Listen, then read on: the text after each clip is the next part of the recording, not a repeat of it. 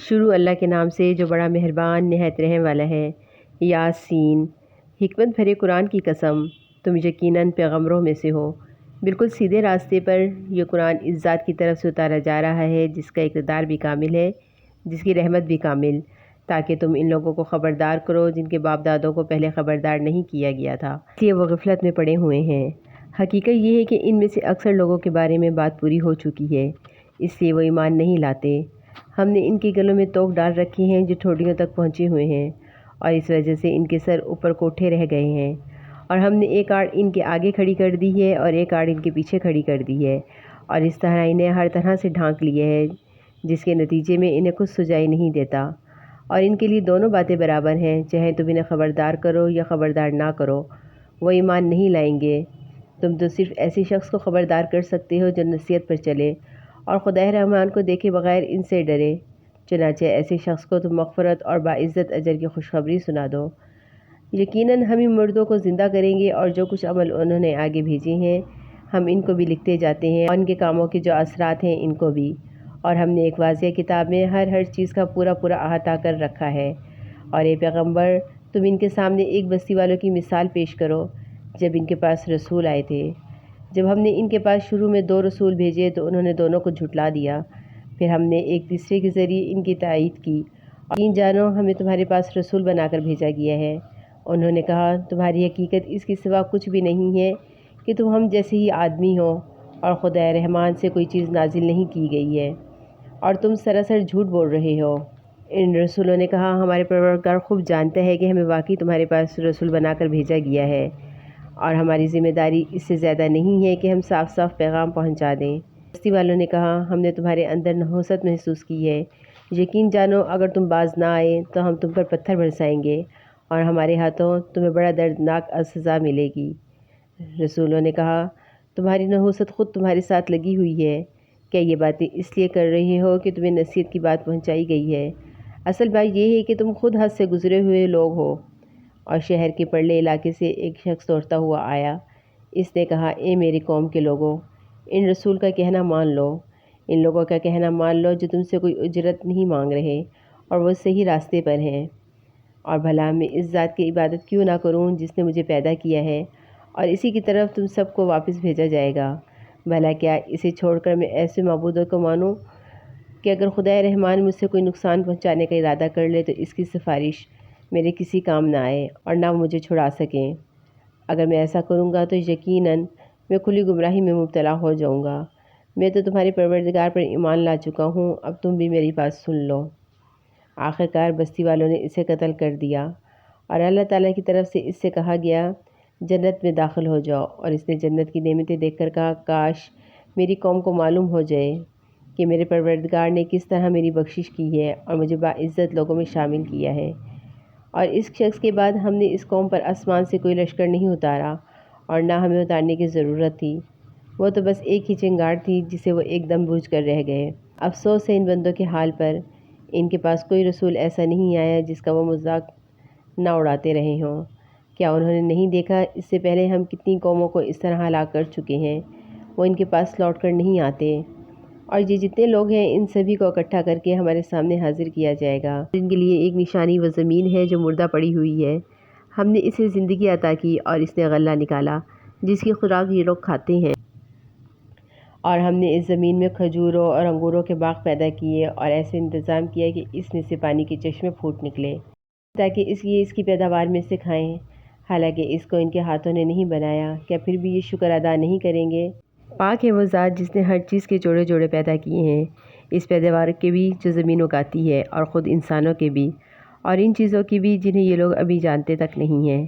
اور ان کے لیے ایک اور نشانی رات ہے، ہم نے اس پر سے دن کا چھلکا اتار لیتے ہیں تو یہ یک اندھیرے میں رہ جاتی ہے، اور سورج اپنے ٹھکانے کی طرف چلا جا رہا ہے۔ یہ سب اس ذات کا مقرر کیا ہوا نظام ہے جس کا اقتدار بھی کامل ہے اور جس کا علم بھی کامل ہے۔ اور چاند ہے کہ ہم نے اس کی منزلیں ناپ تول کر مقرر کر دی ہیں، یہاں تک کہ جب وہ ان منزلوں کے دور سے لوٹ کر آتا ہے تو کھجور کی پرانی ٹہنی کی طرح پتلا ہو کر رہ جاتا ہے۔ نہ تو سورج کی یہ مجال ہے کہ وہ چاند کو چا پکڑے، اور نہ رات دن سے آگے نکل سکتی ہے۔ یہ سب اپنے اپنے مدار میں تیر رہے ہیں، اور ان کے لیے ایک اور نشانی یہ ہے کہ ہم نے ان کی اولاد کو بھری ہوئی کشتی میں سوار کیا۔ ہم نے ان کے لیے اسی جیسی اور چیزیں بھی پیدا کی جن پہ یہ سواری کرتے ہیں، اور اگر ہم چاہیں تو انہیں غرق کر ڈالیں، جس کے بعد نہ تو کوئی ان کی فریاد کو پہنچے اور نہ ان کی جان بچا سکے۔ لیکن یہ سب ہماری طرف سے ایک رحمت ہے اور ایک معین وقت تک زندگی کا مزہ اٹھانے کا موقع ہے جو انہیں دیا جا رہا ہے۔ اور جب ان سے کہا جاتا ہے کہ بچو اس عذاب سے جو تمہارے سامنے ہے اور جو تمہارے مرنے کے بعد آئے گا تاکہ تم پر رحم کیا جائے، تو وہ ذرا کان نہیں دھرتے، اور ان کے پروردگار کی نشانیوں میں سے کوئی نشانی ایسی نہیں آتی جسے وہ منہ نہ موڑ لیتے ہوں۔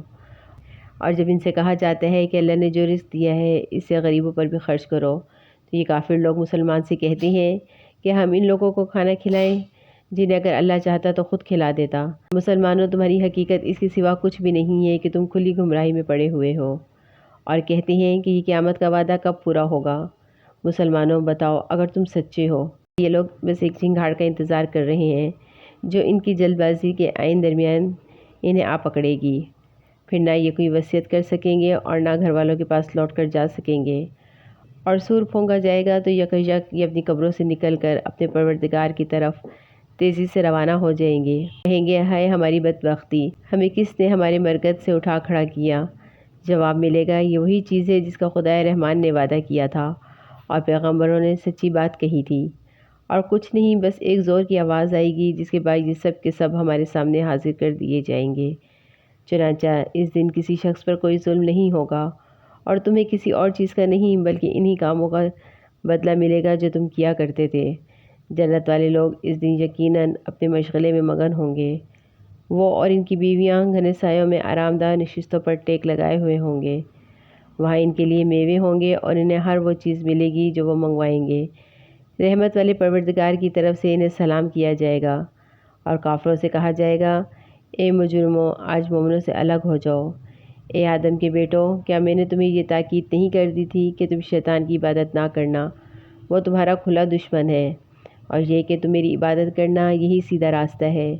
اور حقیقت یہ ہے کہ شیطان نے تم میں سے ایک بڑی خلقت کو گمراہ کر ڈالا، تو کیا تم سمجھتے نہیں تھے؟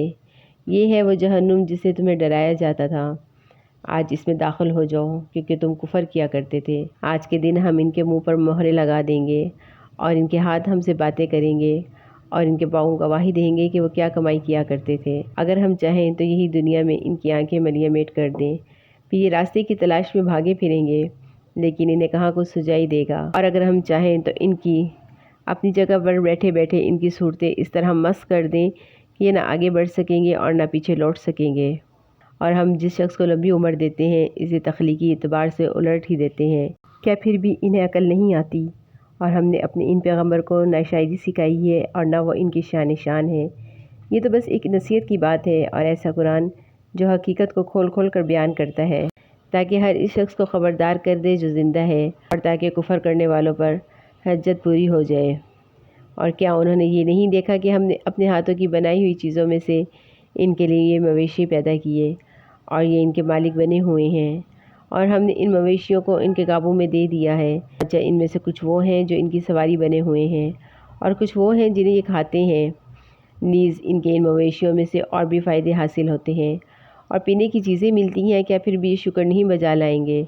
اور انہوں نے اللہ کو چھوڑ کر اس امید پر دوسرے خدا بنا رکھے ہیں کہ انہیں ان سے مدد ملے، حالانکہ ان میں یہ طاقت ہی نہیں کہ ان کی مدد کر سکیں، بلکہ وہ ان کے لیے ایک ایسا مخالف لشکر بنیں گے جسے قیامت میں ان کے سامنے حاضر کر لیا جائے گا۔ غرض اے پیغمبر، ان کی باتیں تمہیں رنجیدہ نہ کریں، یقین جانو ہمیں سب معلوم ہے یہ کیا چھپاتے اور کیا کچھ ظاہر کرتے ہیں۔ اور کیا انسان نے یہ نہیں دیکھا کہ ہم نے اسے نطفے سے پیدا کیا ہے، پھر اچانک وہ کھلم کھلا جھگڑا کرنے والا بن گیا۔ ہمارے بارے میں تو وہ باتیں بناتا ہے اور خود اپنی پیدائش کو بھلا بیٹھا ہے۔ کہتے ہیں ان ہڈیوں کو کون زندگی دے گا جبکہ وہ گل چکی ہوں گی؟ کہہ دو ان کو وہی زندگی دے گا جس نے انہیں پہلی بار پیدا کیا ہے، اور وہ پیدا کرنے کا ہر کام جانتا ہے۔ وہی ہے جس نے تمہارے لیے سرسبز درخت سے آگ پیدا کر دی ہے، پھر تم ذرا سی دیر میں اس سے سلگانے کا کام لے لیتے ہو۔